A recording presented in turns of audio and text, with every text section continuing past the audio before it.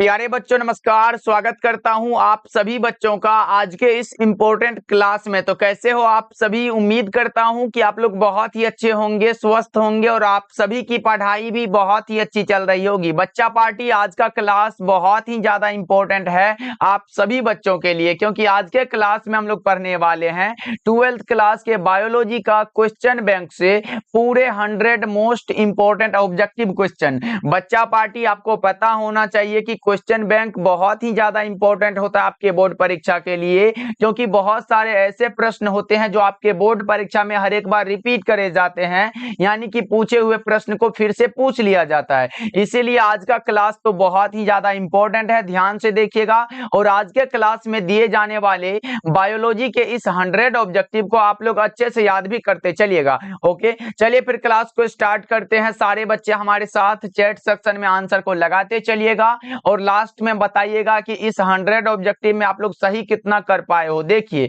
पहला नंबर सवाल आपके सामने है, लगा दो क्या होगा इसका सही जवाब। पहला नंबर सवाल कर रहा है मुकुलन द्वारा जनन किसमें होता है। अब आपको बताना है कि मुकुलन के द्वारा जो प्रजनन होता है वो किसमें होता है, तो आपको पता होगा मुकुलन के द्वारा जनन यीस्ट में होता है। आपका सही आंसर क्या होगा बच्चा पार्टी? ऑप्शन नंबर ए बिल्कुल सही आंसर है। सारे बच्चे हमारे साथ लास्ट तक जुड़े रहिएगा और सारे प्रश्नों को याद करते चलिएगा। ओके जी, चलिए अब दूसरा नंबर सवाल हमारे सामने है, बताओ दूसरा नंबर सवाल कर द्विखंडन किसमें पाया जाता है। यह भी प्रश्न कई बार आपके बोर्ड परीक्षा में पूछा जा चुका है कि द्विखंडन किसमें पाया जाता है, अमीबा में, पैरामीशियम में, या फिर ए और बी दोनों, या इनमें से कोई नहीं। तो आपको भी पता है कि अमीबा और पैरामीशियम दोनों में द्विखंडन पाया जाता है, इसीलिए सही जवाब जो होगा वो ऑप्शन नंबर सी हमारा बिल्कुल सही आंसर है। सभी बच्चे याद रखिएगा। ओके, चलिए अगला नंबर सवाल देखिए, तीसरा नंबर सवाल है अदरक में कायिक प्रवर्धन किसके द्वारा होता है।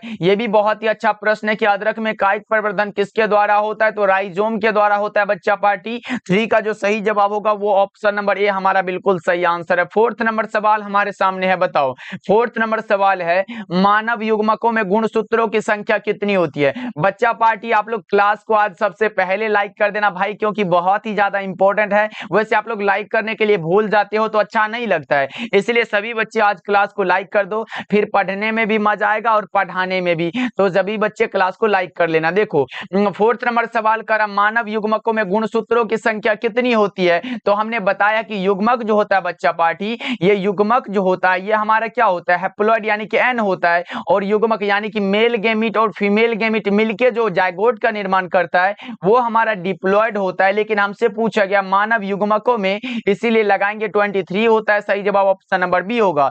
लेकिन अगर हमसे पूछता कि मानव अर्धसूत्राणु में गुणसूत्रों की संख्या कितनी होती है, तब हम 46 को लगाते बच्चा पार्टी, इसको भी ध्यान में रखिएगा। चलिए फिफ्थ नंबर सवाल आपके सामने है, बताओ फिफ्थ नंबर सवाल कर रहा है अंडप्रजक प्राणी कौन सा है। अंडा देने वाला कौन सा प्राणी है भाई, लगा दो ना, मुर्गी भी है, सांप भी है, मगरमच्छ भी है, तो इनमें से सभी लगा दो, करेक्ट हो जाएगा। 5 का डी जितने भी लगा रहे हो बच्चा पार्टी बिल्कुल सही आंसर है। ओके जी, चलिए 6 नंबर सवाल है, क्या कह रहा है, देखो 6 नंबर सवाल कह रहा है क्या समयुग्मक पाए जाते हैं किसमें। समयुग्मक किसमें पाए जाते हैं, बताओ किसमें पाए जाते हैं बच्चा पार्टी, तो क्लेडोफोरा में पाए जाते हैं। लगाते चलो आंसर और अच्छे से हमारे साथ रिवीजन करते चलो, याद करते चलना हर एक प्रश्न को बच्चा पार्टी, अच्छे से जरूर याद करते चलिएगा। चलिए 7 नंबर सवाल आपके सामने है, बताओ क्या कह रहा पैरामीशियम में किस प्रकार का द्विविखंडन होता है। बहुत ही अच्छा प्रश्न है। देखो एक ही प्रश्न को कितना बार घुमा फिरा के पूछता है।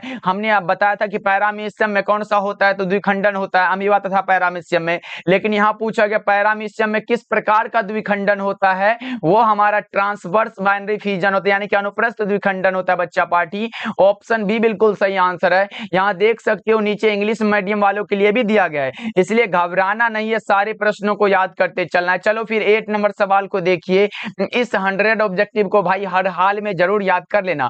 ओके जी, देखो 8 नंबर सवाल कर निम्न में कौन उभयलिंगी प्राणी है, बताओ निम्नलिखित में कौन सा है जो उभयलिंगी प्राणियों के उदाहरण है। जोक आए, स्पंज आए, टेपवर्म आए, और कौन सा है, हाइड्रा है। ये सारे के सारे क्या है, केचुआ भी है द्विलिंगी, इसलिए correct answer option number D होगा। वैसे मुर्गी और सांप क्या है, ये अंडप्रजक प्राणी है। चलो आगे बढ़ते हैं 9 नंबर सवाल है हमारे सामने, बताओ 9 नंबर सवाल है, वायु परागित पुष्प सामान्यतः कैसे होते हैं? वायु परागित पुष्प जो होते हैं वो छोटे भी होते हैं और रंगहीन भी होते हैं, इसलिए हम एक बार जो है दोनों ऑप्शन को टिक नहीं कर सकते, इसलिए correct answer option number D होगा, क्योंकि यहां हमारा दिया गया बी और सी दोनों। ओके जी, चलो आगे बढ़ते हैं। अगला नंबर सवाल देखिए क्या कह रहा है, 10 नंबर सवाल, क्लोरेला निम्न में से क्या है? बताओ क्लोरेला निम्न में से क्या है बच्चा पार्टी? शैवाल है, जीवाणु है, प्रोटोजोआ है, या फिर सिंगल सेल प्रोटीन है? क्या है बता दो। वो एक प्रकार का जीवाणु होता है, ऑप्शन बी बिल्कुल सही आंसर है। चलिए 11 नंबर सवाल देखिए क्या कह रहा है। 11 नंबर सवाल है, स्त्री दल चक्र पुष्पों में बना होता है, किस किस से मिलकर बना है? तो ये स्टिग्मा से भी मिलकर, स्टाइल से भी,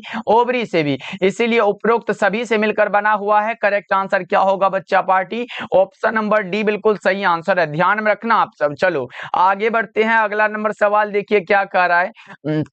12 नंबर सवाल आपके सामने है, बताओ जब जायांग में स्त्री केसर एक दूसरे से जुड़े रहते हैं तो यह क्या कहलाता है? बहुत ही अच्छा सा प्रश्न है, बताओ जल्दी जल्दी से चैट करके सभी बच्चे लगाना।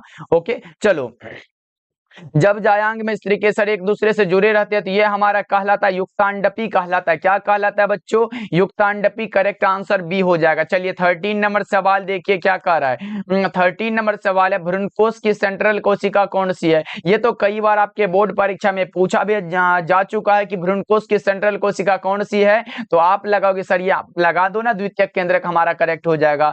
13 का जो राइट आंसर है बच्चों वो ऑप्शन नंबर बी होगा। चलो आगे बढ़ते हैं। 14 नंबर सवाल कर है क्या, निम्नांकित में किसका पुष्पासन खाया जाता है? पुष्पासन जो खाया जाता है बच्चा पार्टी, वो सेब का खाया जाता है। किसका खाया जाता है? सेब का खाया जाता है। और अगर आप ऑप्शन नंबर बी को लगा रहे हो तो बिल्कुल सही आंसर है। चलिए 15 नंबर सवाल कर है क्या, देखो 15 नंबर सवाल है, निम्न में से कौन नर युग्मक से संयोजन करके भ्रूणपोष बनाता है? बताना है आप लोगों को निम्नलिखित में कौन सा है जो नर युग्मक से संयोजन कर भ्रूणपोष बनाता है, तो वो हमारा द्वितीयक केंद्रक होता है। कौन सा होता है बच्चा पार्टी? द्वितीयक केंद्रक। राइट आंसर डी हो जाएगा। चलिए 16 नंबर सवाल देखिए क्या कह रहा है। 16 नंबर सवाल है, आवृतबीजी पौधों के भ्रूणपोष में गुणसूत्रों की सूत्रगुणता क्या होती है? और हमने बताया है बच्चा पार्टी की भ्रूणपोष जो होता है ये हमारा क्या होता है? ये हमारा होता है कितना? ये त्रिगुणित होता है, यानी कि ट्रिप्लॉइड होता है। ये तो हमने बता चुका है बच्चा पार्टी, इसीलिए आपका जो सही आंसर होगा वो ऑप्शन नंबर सी हो जाएगा। 16 का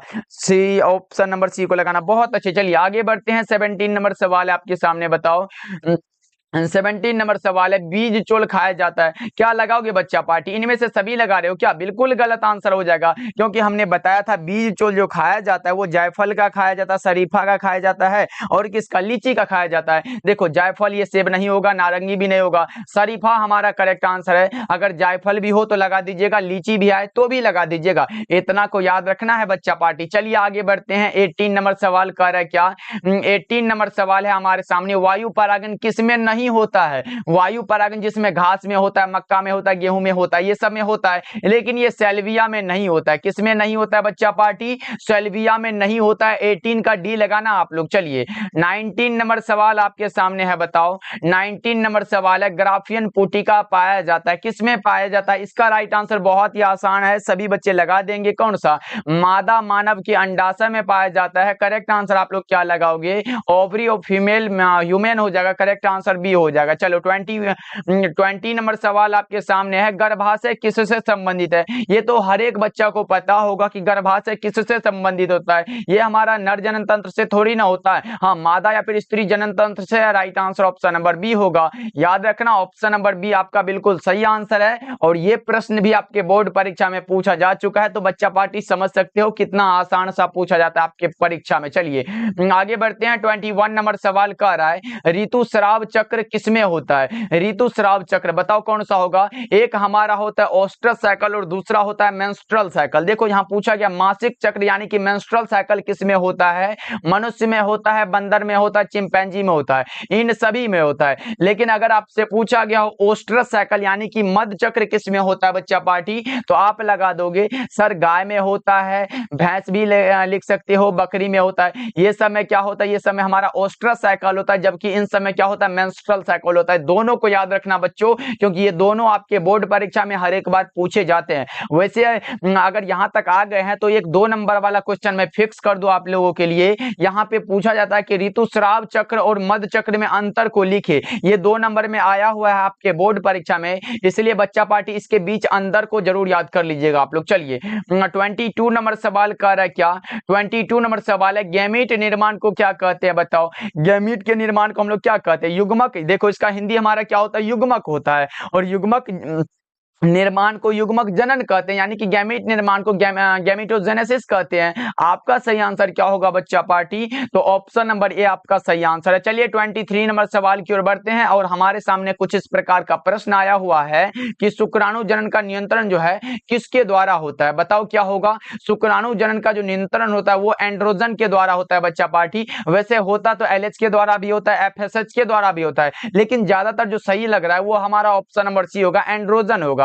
याद रखिएगा ऑप्शन नंबर सी बिल्कुल सही आंसर है। चलिए 24 नंबर सवाल कह रहा है, 24 नंबर सवाल जो कि आपके सामने है, बताओ बच्चा पार्टी क्या कह रहा है। परिपक्व शुक्राणु के शीर्ष भाग पर एक टोपीनुमा संरचना पाई जाती है, उसे क्या कहते हैं, उसे हम लोग एक्रोसोम कहते हैं। क्या कहते हैं बच्चों, एक्रोसोम कहते हैं। Correct answer option number A हो जाएगा, ऑप्शन ए को लगाना बच्चा पार्टी। चलिए 25 नंबर सवाल कह रहा है क्या, 25 नंबर सवाल है किस जनन परत से रक्त तथा परिवहन तंत्र का उद्भव होता है। बहुत ही अच्छा प्रश्न है और बहुत ही इंपॉर्टेंट भी है। बताओ किस जनन परत से रक्त तथा परिवहन तंत्र का उद्भव होता है, तो 25 का जो राइट आंसर होगा वो मेसोडर्म होता है, ऑप्शन बी को लगाना। चलिए 26 नंबर सवाल है बच्चा पार्टी, क्या कर रहा है देखो, मानव भ्रूण संरक्षित रहता है किसमें, वो रहता है एमनियोटिक गुहा में। किसमें होता है बच्चा पार्टी, एमनियोटिक गुहा में संरक्षित है। करेक्ट आंसर आपका क्या होगा, ऑप्शन नंबर बी हो जाएगा। चलो 27 नंबर सवाल की ओर बढ़ते हैं। आपके सामने प्रश्न है, बताओ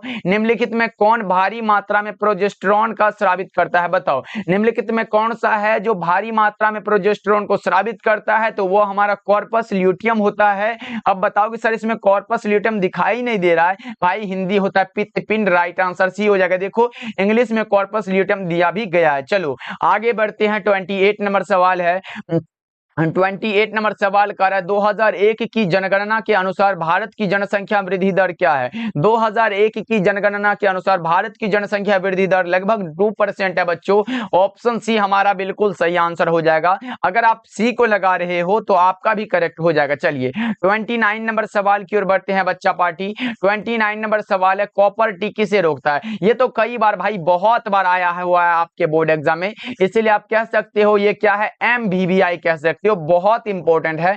कॉपर टी जो रोकता है ये फर्टिलाइजेशन को रोकता है, ऑप्शन नंबर सी बिल्कुल सही आंसर है। और 2 नंबर में ये भी प्रश्न आया हुआ है कि निषेचन किसे कहते हैं, तो नर युग्मक तथा मादा युग्मक के संलयन को क्या कहते हैं, फर्टिलाइजेशन कहते हैं। ये भी आपको याद रखना है। चलिए 30 नंबर सवाल आपके सामने है, बताओ 30 नंबर सवाल है जनसंख्या अधिक होने से क्या होता है। जनसंख्या अधिक होने से आय में कमी होगी, जमीन में कमी होगी और खनिज पदार्थ में कमी होगी। इनमें से सभी लगा रहे हो आप लोग बच्चा पार्टी, ऑप्शन डी बिल्कुल सही आंसर। इन सब में क्या हो जाएगा, कमी हो जाएगा। चलो फिर आगे बढ़ते हैं, 31 नंबर सवाल है आपके सामने, बताओ 31 नंबर सवाल है निम्न में कौन यौन संचारित रोग है। यौन संचारित कौन सा होता है बच्चा पार्टी, एक बार लगा दो चैट सेक्शन में आंसर, बोलोगे सर एड्स होता है, सिफिलिस होता है, गोनोरिया होता है, ये सब होता है। तो ये टाइफाइड नहीं होगा, हैजा भी नहीं होगा, मलेरिया भी नहीं होगा। यहाँ सिफिलिस दिखाई दे रहा है, ऑप्शन डी बिल्कुल सही आंसर है। गोनोरिया आए, एड्स आए तो भी वही होगा। ओके बच्चा पार्टी याद रखिएगा आप लोग। चलिए 32 नंबर सवाल की ओर बढ़ते हैं। आपके सामने प्रश्न है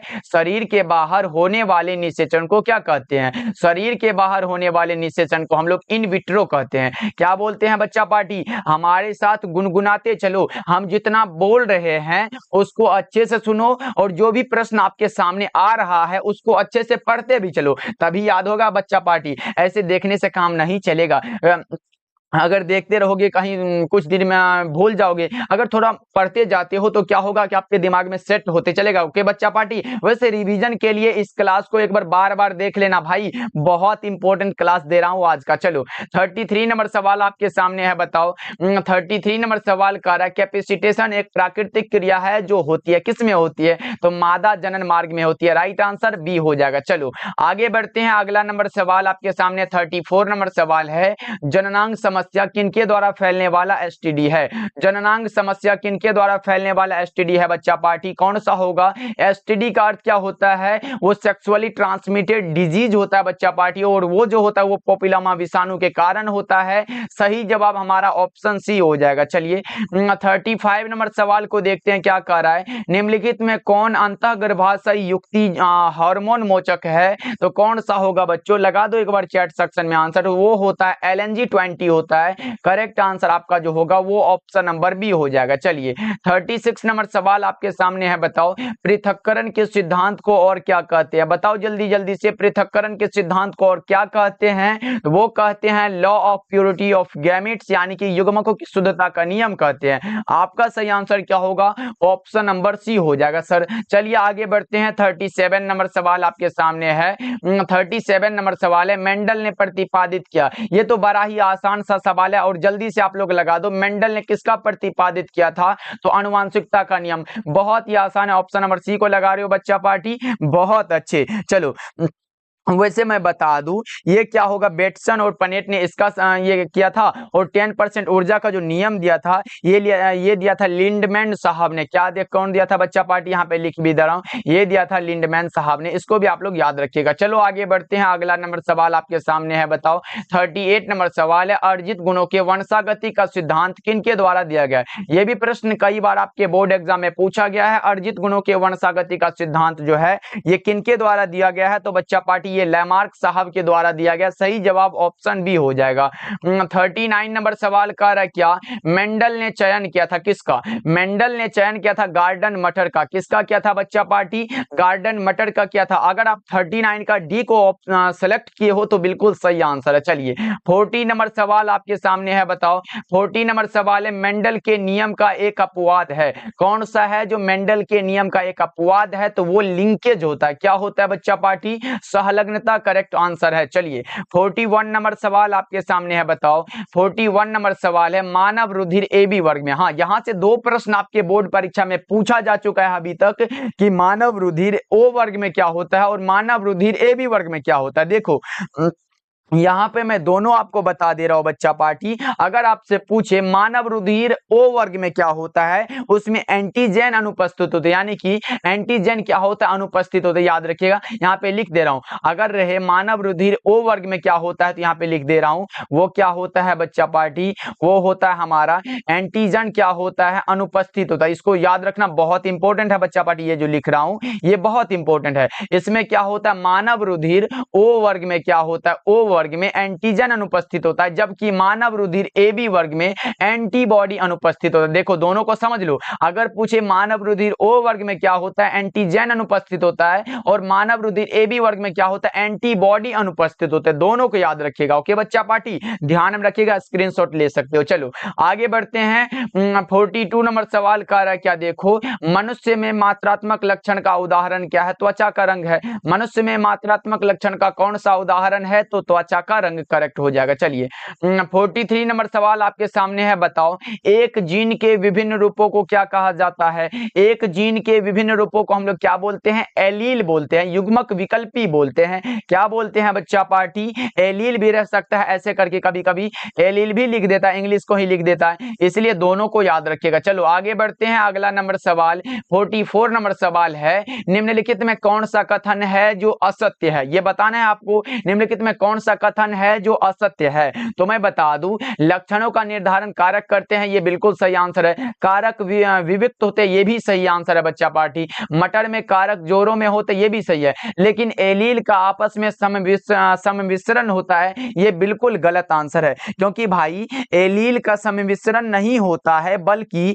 वे स्वतंत्र रूप से अपने प्रभावों को प्रदर्शित करते हैं, और मेंडल जी के अनुसार एलील से स्वतंत्र रूप से विभाजित होते हैं, और उसका क्या होता है? सम्मिश्रण नहीं होता। इसीलिए हम कहेंगे कि एलील का आपस में सम्मिश्रण नहीं होता है, और यही हमारा करेक्ट हो जाएगा, क्योंकि यहां पूछा गया कौन सा कथन है जो असत्य मतलब गलत है। ओके, तो ऑप्शन नंबर डी हमारा करेक्ट हो जाएगा। चलिए आगे बढ़ते हैं। अगला नंबर सवाल हमारे सामने है, बच्चा पार्टी लगा दो। एक जीन जोड़ा दूसरे जीन जोड़े के प्रभाव को दबा देता है, इस घटना को क्या कहते हैं? एपिस्टेसिस बोलते हैं। क्या बोलते हैं? एपिस्टेसिस। करेक्ट आंसर ए हो जाएगा। चलिए 46 नंबर सवाल की ओर बढ़ते हैं। मानव में एबीओ रक्त समूह क्या दर्शाता है? यह भी अच्छा प्रश्न है कि मानव में एबीओ रक्त समूह क्या दर्शाता है बच्चा पार्टी? ये बहु अलील को भी दर्शाता है, उसके बाद सह प्रभाविता को भी दर्शाता है, इसलिए बी और सी हमारा करेक्ट आंसर 46 का। अगर आप ऑप्शन नंबर डी को सिलेक्ट किए हो तो बिल्कुल सही आंसर है। ओके बच्चा पार्टी, क्लास को लाइक करते चलना सभी बच्चे। हम यही बोलते हैं कि क्लास को लाइक करते चलना,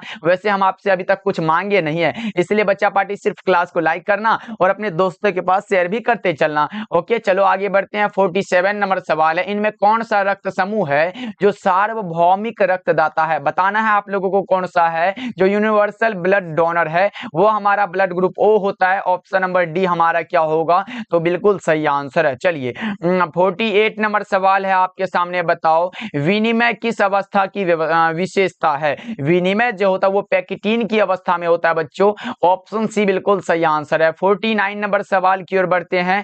49 नंबर सवाल कह रहा है, विभिन्नताएं अर्धसूत्री विभाजन के दौरान उजागर होती है किसके कारण? विनिमय के कारण, स्वतंत्र संकलन के कारण, सहलग्नता के कारण, या फिर ए और बी दोनों? ये जो होता है ये विनिमय के कारण होता है बच्चा पार्टी, एक्सचेंज के कारण होता है। सही जवाब ए हो जाएगा। चलिए 50 नंबर सवाल कह रहा है, क्या देखो वंशागति के क्रोमोसोम का सिद्धांत किसने प्रतिपादित किया? बहुत ही अच्छा प्रश्न है कि वंशागति के क्रोमोसोम का सिद्धांत जो है ये किसके द्वारा दिया गया है? तो आपको भी पता है कि ये सटन एवं बॉवेरी के द्वारा दिया गया। Right answer option number B हो जाएगा। अब हमारा 50 ऑब्जेक्टिव और बचा हुआ है। चलो फिर आगे बढ़ते हैं। क्लास को लाइक करते चलना आप लोग। चलिए 51 नंबर सवाल कर रहा है, Z Z by Z W तरह का लिंग निर्धारण किसमें देखा गया था? तो वो देखा गया था मोर में बच्चा party. Option C correct answer है। वैसे मुर्गी में भी होता है, करेक्ट आंसर सी लगा लो आप लोग। चलिए 52 नंबर सवाल कर रहा है, क्या 52 नंबर सवाल है, विभिन्नता का मुख्य स्रोत क्या होता है? विभिन्नता का मुख्य स्रोत है म्यूटेशन यानी कि परिवर्तन। राइट आंसर ऑप्शन नंबर इसका भी बी करेक्ट हो जाएगा। चलिए फिर 53 नंबर सवाल को देखते हैं क्या कह रहा है। 53 नंबर सवाल है, टर्नर सिंड्रोम में कितने गुणसूत्र होते हैं? तो आपको लगाना है 45 होते हैं बच्चा पार्टी। ऑप्शन ए बिल्कुल सही आंसर है। टर्नर सिंड्रोम में गुणसूत्रों की संख्या 45 होती है। चलिए 54 नंबर सवाल आपके सामने है, बताओ 54 नंबर सवाल है, दात्र कोशिका रक्तता प्रदर्शित करता है कौन सा? बताओ दात्र कोशिका रक्तता जो है वो प्रदर्शित करता है तो वो कौन सा होगा? प्लियोट्रोपी को correct answer option number C हो जाएगा। 54 का सी बिल्कुल सही आंसर है। चलिए 55 नंबर सवाल कर रहा है, क्या देखो 55 नंबर सवाल है, डीएनए अणु में अगर साइटोसिन कितना है तो 18% है, तो एडेनिन का प्रतिशत कितना होगा ये बताना है आप लोगों को। डीएनए अणु में अगर साइटोसिन 18% है तो एडेनिन का प्रतिशत क्या होगा बच्चा पार्टी? 55 नंबर सवाल का जवाब बता दो। वो हमारा 32% होता है। करेक्ट आंसर डी हो जाएगा।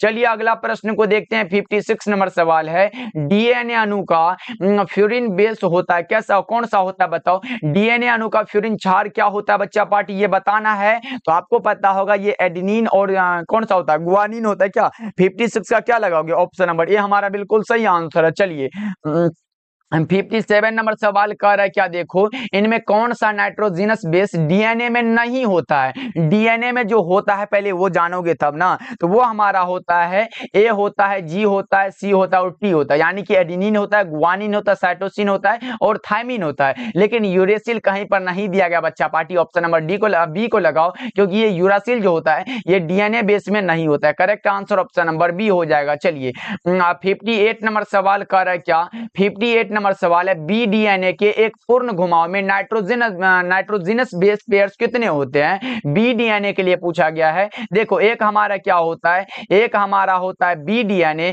और दूसरा हमारा होता है जेड डीएनए। दोनों को याद रखिएगा। अगर आपसे पूछा गया बी डीएनए के एक पूर्ण घुमाव में नाइट्रोजनस बेस के कितने पेयर्स होते हैं तब आप 10 लगाना, अन्यथा अगर जेड डीएनए हो तो तब आप 12 को लगाना। बिल्कुल सही आंसर हो जाएगा। दोनों को मैं बता दिया हूं। अगर दोनों में से कोई भी आपके परीक्षा में आता है तो आप लगा के आओगे बच्चा पार्टी। चलिए 59 नंबर सवाल कर रहा है क्या, 59 नंबर सवाल है डीएनए के पिरामिडिन में क्या पाया जाता है। डीएनए के पिरामिडिन में जो पाया जाता है ये बताना है आप लोगों को, क्या पाया जाता है, थायमीन एवं साइटोसिन पाया जाता है। राइट आंसर ए हो जाएगा। चलिए 60 नंबर सवाल है हमारे सामने, बताओ आरएनए से जो डीएनए बनता है उन्हें क्या कहते हैं। उसे हम लोग कंप्लीमेंट्री डीएनए कहते हैं। क्या बोलते हैं, कंप्लीमेंट्री डीएनए कहते हैं बच्चों। ऑप्शन नंबर डी बिल्कुल सही आंसर है, डी को लगाओगे तो बिल्कुल सही हो जाएगा। चलिए 61 नंबर सवाल है आपके सामने, बताओ 61 नंबर सवाल है अनुवांशिक कूट में कितने कूट होते हैं। यह भी प्रश्न बहुत इंपॉर्टेंट है, अनुवांशिक कूट में कितने कूट होते हैं,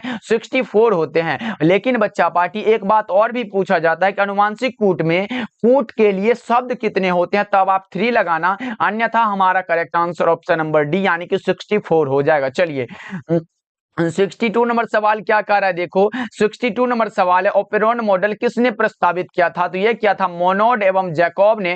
करेक्ट आंसर सी हो जाएगा। और ओपेरॉन मॉडल क्या प्रदर्शित करता है, तो रेगुलेशन ऑफ जीन यानी कि जीन का रेगुलेशन ये प्रदर्शित करता है। ये भी आपको याद रखना है क्योंकि ये भी आपके परीक्षा में पूछा जा चुका है। चलिए 63 नंबर सवाल आपके सामने है, बताओ 63 नंबर सवाल है ओपेरॉन मॉडल क्या प्रदर्शित करता है। बच्चा पार्टी हमने बताया था कि यह प्रश्न आया हुआ है आपके बोर्ड परीक्षा में। ओपेरॉन मॉडल क्या प्रदर्शित करता है, तो जीन का रेगुलेशन। क्या करता है बच्चा पार्टी, जीन का रेगुलेशन प्रदर्शित करता है। करेक्ट आंसर सी हो जाएगा। चलिए 64 नंबर सवाल है, क्या कर रहा है, देखो 64 नंबर सवाल है सैटेलाइट डीएनए एक उपयोगी साधन है किसका। सैटेलाइट डीएनए एक उपयोगी साधन है फोरेंसिक विज्ञान का। किसका बच्चा पार्टी, फोरेंसिक विज्ञान का। करेक्ट आंसर क्या होगा, ऑप्शन नंबर सी बिल्कुल सही आंसर है। याद रखोगे बच्चों, ये भी परीक्षा में आया हुआ है। चलिए आगे बढ़ते हैं, अगला नंबर सवाल है आपके सामने, बताओ 65 नंबर सवाल है एकिडना क्या है। एकिडना बहुत ही आसान है भाई, क्या लगाओगे, कौन सा होगा, योजक करी होगा, अवशोषी अंग होगा या फिर विलुप्त करी होगा, क्या होगा 65 का। बहुत ही आसान सा सर, ये कनेक्टिंग लिंक है, याद रखना आप सब। चलो 66 नंबर सवाल आपके सामने आ रहा है कि डोडो क्या है। डोडो हमारा विलुप्त प्रजाति है, डोडो जो है विलुप्त प्रजाति हो जाएगा। 66 का करेक्ट आंसर ऑप्शन ए को लगा लो आप लोग। चलिए अगला प्रश्न हमारे सामने है, अगला नंबर सवाल आपके सामने है कुछ इस प्रकार का, बताओ कि पक्षियों तथा तितलियों का डैना जो है ये कैसा अंग है। बहुत ही आसान है, ये हमारा असमजात अंग होता है। असमजात अंग ऐसे अंग होते हैं, क्या होते हैं, जिनकी संरचना भिन्न होती है लेकिन क्या होता है, उसका कार्य समान होता है। देखो पक्षी का भी कार्य होता है कि हमें उड़ना है, और तितली भी कहेगा कि हमें उड़ना ही है, इसका कार्य समान है लेकिन संरचना क्या होता है, भिन्न होता है। याद रखोगे बच्चों, ऑप्शन डी बिल्कुल सही आंसर है। चलो 68 नंबर सवाल कर रहा है क्या, 68 नंबर सवाल है ट्रिटिकम एस्टिवम जो कि एक प्रकार के हेक्साप्लॉइड गेहूं है, उसमें क्या होता है, तो उसमें 42 गुणसूत्र होता है। कितना होता है बच्चा पार्टी, 42 क्रोमोसोम्स होते हैं। चलिए अगला नंबर सवाल आपके सामने है, बताओ 69 नंबर सवाल है नई प्रजातियों के निर्माण का महत्वपूर्ण कारक क्या है। नई प्रजातियों के निर्माण का महत्वपूर्ण कारक है म्यूटेशन। ये प्रश्न पहले भी आ चुका है इसलिए बता दिया, ऑप्शन नंबर बी बिल्कुल सही आंसर है। चलिए 70 नंबर सवाल है आपके सामने बच्चा पार्टी, देखो ड्रायोपिथिकस इनमें से किसके अधिक समान थे, वो थे ऐप के। कौन सा, ऐप के। राइट आंसर ये हो जाएगा। अब सोचो कि सर वो मोबाइल वाला ऐप तो नहीं है, नहीं भाई, ऐप मतलब लंगूर होता है, बचपन से पढ़ते आ रहे हो। करेक्ट आंसर ये को लगा लो, बिल्कुल सही आंसर है। चलो आगे बढ़ते हैं, 71 नंबर सवाल आपके सामने, बताओ 71 नंबर सवाल है उचरेरिया बैंक्रोप्टी जो आदमी में फाइलेरिया रोग पैदा करता है यह किस समूह का है। यह भी एग्जाम में आया हुआ है सर, ये हेलमिंथ ग्रुप का होता है। Correct answer option number D हो जाएगा। चलिए फिर 72 नंबर सवाल है हमारे सामने, बताओ 72 नंबर सवाल है क्षय रोग का संक्रमण मुख्यतः किसके द्वारा होता है। क्षय रोग का संक्रमण मुख्यतः किसके द्वारा होता है, ये हमारा हवा के द्वारा होता है। 72 का क्या लगाए हो बच्चा पार्टी, ऑप्शन नंबर ए हो जाएगा, जिसको आप लोग क्या बोलते हो, टीबी रोग बोलते हो। ऑप्शन नंबर ए हो जाएगा जो कि एक जीवाणु जनित रोग है। राइट आंसर आप ए लगा सकते हो। चलिए 73 नंबर सवाल है आपके सामने, 73 नंबर सवाल है इनमें कौन जीवाणु जनित रोग है। तो हमने बताया कि ये क्षय रोग भी जीवाणु है, कुष्ठ रोग और हैजा, इनमें से सभी क्या होगा, करेक्ट हो जाएगा। ये सारे के सारे क्या होता है, जीवाणुओं के द्वारा होने वाले रोग है, जीवाणु जनित रोग हो जाएगा। करेक्ट आंसर डी होगा। चलिए 74 नंबर सवाल है आपके सामने, बताओ 74 नंबर सवाल है मलेरिया रोग उत्पन्न होता है किसके द्वारा। मलेरिया रोग जो होता है वो मादा एनोफिलिस मच्छर के कारण होता है। आपका सही आंसर जो होगा वो हो जाएगा ऑप्शन नंबर बी, 74 का बी लगाना बच्चा पार्टी। चलिए आगे बढ़ते हैं। 75 नंबर सवाल है। 75 नंबर सवाल कह रहा है मनुष्य में दाद की बीमारी होती है किसके द्वारा? मनुष्य में जो दाद की बीमारी होती है वो किसके द्वारा? जीवाणु द्वारा, कवक द्वारा, विषाणु द्वारा या फिर कृमि द्वारा? किसके द्वारा होता है? ये कवक के द्वारा होता है। ऑप्शन बी राइट आंसर है। चलिए 76 नंबर सवाल है आपके सामने, बताओ 76 नंबर सवाल है बूंद संक्रमण क्या है? बहुत ही अच्छा प्रश्न है, बताओ बूंद संक्रमण क्या है? वो एक प्रकार का निमोनिया है। क्या होगा? तो ऑप्शन नंबर डी बिल्कुल सही आंसर है। ओके चलो अगला प्रश्न देखिए क्या कह रहा है। 77 नंबर सवाल है निम्नलिखित में कौन असंक्रामक रोग है? बताओ निम्नलिखित में कौन सा है जो असंक्रामक रोग है, जो एक मनुष्य दूसरे मनुष्य में फैलता है, उसे क्या बोलते हैं? संक्रामक रोग कहते हैं। लेकिन यहाँ पूछा गया असंक्रामक रोग जो ना फैलता है वो हमारा कैंसर होता है। करेक्ट आंसर क्या हो जाएगा? 77 का करेक्ट आंसर सी होगा। याद रखोगे बच्चों। चलो आगे बढ़ते हैं। 78 नंबर सवाल है। 78 नंबर सवाल है HIV निम्न में से किस कोशिका पर आक्रमण करता है? HIV निम्न में से किस कोशिका पर आक्रमण करता है बच्चा पार्टी? क्या होगा इसका राइट आंसर? बता दो 78 का। वो होता है टी हेल्पर सेल पर आक्रमण करता है। करेक्ट आंसर डी होगा। चलो आगे बढ़ते हैं। अगला नंबर सवाल है निम्नलिखित में कौन पशुपालन से सम्मिलित नहीं है? तो ये कार्बनिक खेती कहां से आ गया? राइट आंसर डी होगा। याद रखना आप सब। चलो 80 नंबर सवाल कह रहा है क्या?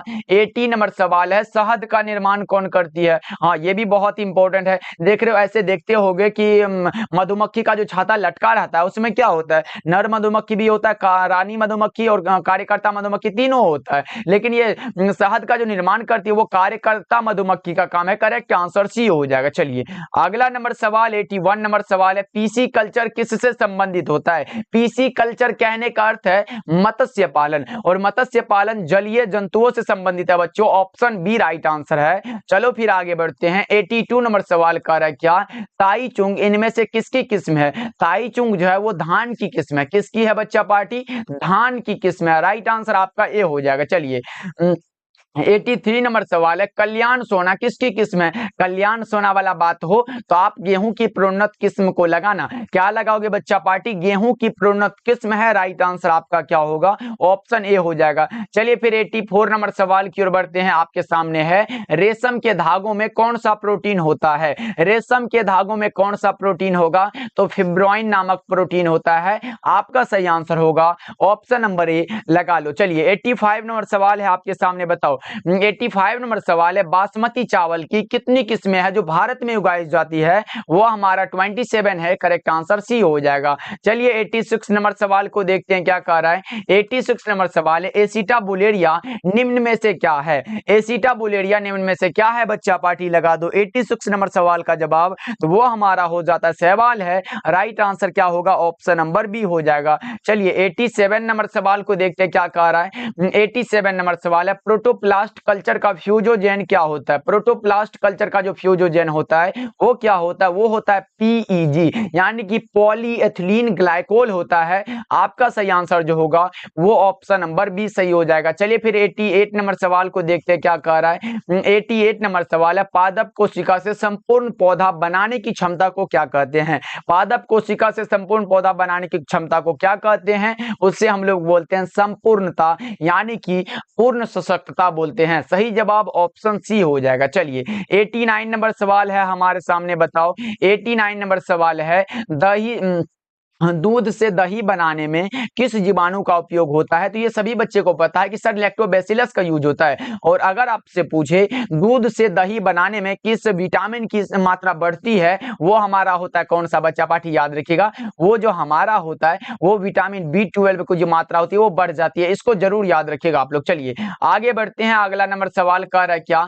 90 नंबर सवाल है ब्रीवरी का संबंध किससे होता है? वो सैक्रोमाइसिस से होता है। किससे होता है? सैक्रोमाइसिस। राइट आंसर ए हो जाएगा। चलिए फिर 91 नंबर सवाल को देखते हैं क्या कह रहा है। 91 नंबर सवाल है ग्लूकोज को अल्कोहल में बदलने वाला जो एंजाइम होता है वो कौन सा होता है? ग्लूकोज को अल्कोहल में बदलने वाला जो एंजाइम है उसका नाम है जाइमेज। क्या है बच्चा पार्टी? जाइमेज नाम है। चलिए 92 नंबर सवाल है आपके सामने, बताओ 92 नंबर सवाल है बायोगैस में क्या होता है? बायोगैस में जो होता है बच्चा पार्टी वो कार्बन डाइऑक्साइड भी होता है और कौन सा हाइड्रोजन सल्फाइड भी होता है और मीथेन भी होता है। इनमें से सभी करेक्ट हो जाएगा, ऑप्शन डी को लगा लो बच्चों। चलो 93 नंबर सवाल को देखते हैं क्या कह रहा है। 93 नंबर सवाल है, निम्नलिखित में कौन सा मीथेन उत्सर्जन करता है? निम्नलिखित में कौन सा है जो मीथेन को उत्सर्जन करता है? तो वो धान का खेत है, पशु है, दीमक है, इनमें से सभी इसका भी राइट आंसर हो जाएगा। याद रखोगे बच्चों, बहुत इंपॉर्टेंट है। चलिए 94 नंबर सवाल है आपके सामने। 94 नंबर सवाल है, मृदा में नाइट्रोजन स्थिरीकरण हेतु हम किसका प्रयोग करते हैं? मृदा में नाइट्रोजन स्थिरीकरण हेतु हम किसका प्रयोग कर सकते हैं बच्चा पार्टी? वो होता है नील हरित बैक्टीरिया का। करेक्ट आंसर आपका जो होगा वो ऑप्शन नंबर ए हो जाएगा। चलिए 95 नंबर सवाल को देखते हैं क्या कह रहा है। फ्रेंकिया है एक, क्या है? फ्रेंकिया एक प्रकार का जैव उर्वरक है।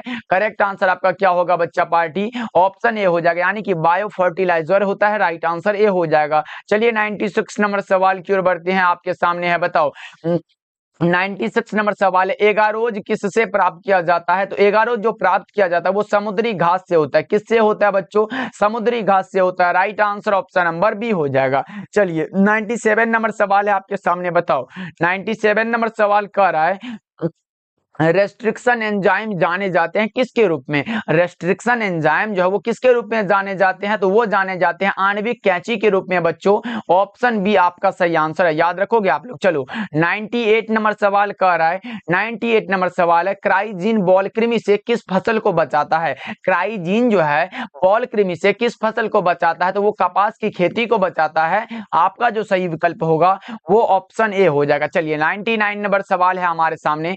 99 नंबर सवाल कर रहा है, जल धारण क्षमता इनमें से किसका गुण है? बताओ बच्चा पार्टी, जल धारण क्षमता जो है इनमें से किसका गुण है? तो वो है मृदा का, मिट्टी का। करेक्ट आंसर आपका क्या होगा? ऑप्शन ए हो जाएगा। और ये तो बच्चा वाला सवाल पूछा गया, जल धारण क्षमता इनमें से किसका गुण है? तो भाई मिट्टी का ही तो होगा। सही जवाब ये हो जाएगा। चलो, और आज के क्लास का ये हमारा लास्ट सवाल आ रहा है जिसका नाम है, देखो आपके सामने है 100 नंबर सवाल कर रहा है, मरुस्थलीय अनुकूलन का उदाहरण कौन सा है? तो वो हमारा कौन सा होगा? अगैव भी होता है और नागफनी भी होता है। करेक्ट आंसर जो होगा वो ऑप्शन नंबर सी हो जाएगा। वैसे बच्चा पार्टी, अगर आपको OMR मिलेगा, ऐसे मत करना कि ऑप्शन नंबर ए को भी ऐसे रंग देना, उसके बाद बी को भी रंग देना और आपका क्या हो जाएगा? गलत हो जाएगा। ऐसे मत करना भाई, ऑप्शन नंबर सी को लगाना। ऐसे ऑप्शन नंबर सी दिया रहेगा, ऐसे रंग देना, सी को ही सिर्फ रंग देना कि सर ए और बी दोनों हो जाएगा, ए में अगैव है और बी में नागफनी। ऐसा करके रंगोगे तो आपका बिल्कुल सही आंसर होगा। अभी का सही आंसर कौन सा होगा? ऑप्शन नंबर सी हो जाएगा। चलो बच्चा पार्टी, आज का क्लास आपको कैसा लगा ये आप लोग जो है कमेंट करके बताना। वैसे आप लोग कमेंट करते हो ना बच्चा पार्टी, बहुत ही अच्छा लगता है।